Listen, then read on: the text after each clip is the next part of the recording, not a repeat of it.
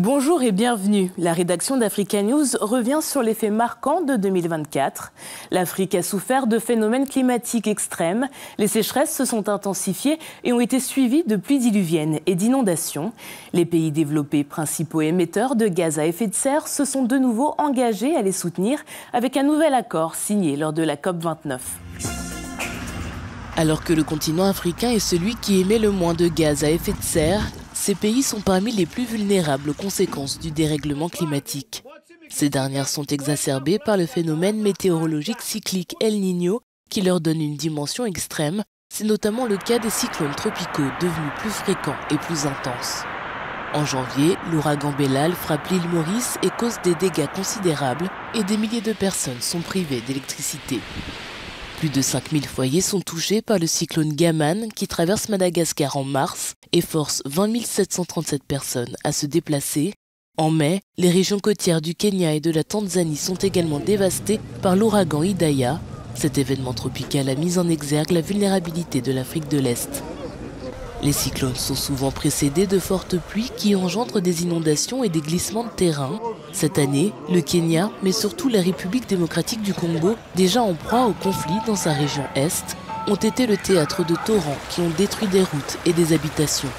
Au Sahel, la saison des pluies, prévue de juillet à septembre, a été marquée par des pluies abondantes et des inondations, notamment au Soudan, en août, ou encore au Nigeria, au Niger, au Tchad et au Cameroun.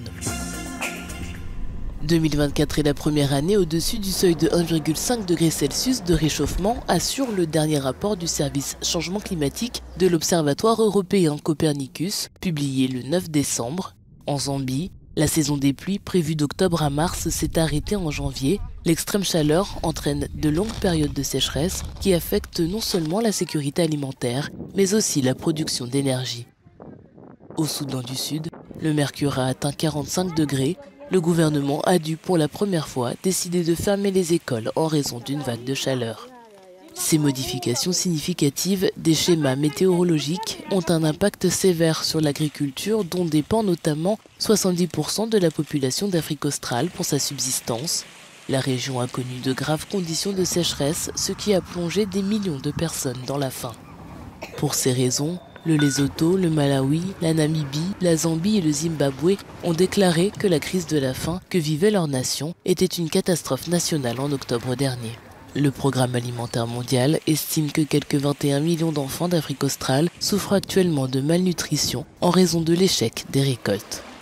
Les pays africains perdent en moyenne 2 à 5% de leur PIB à gérer les événements extrêmes climatiques.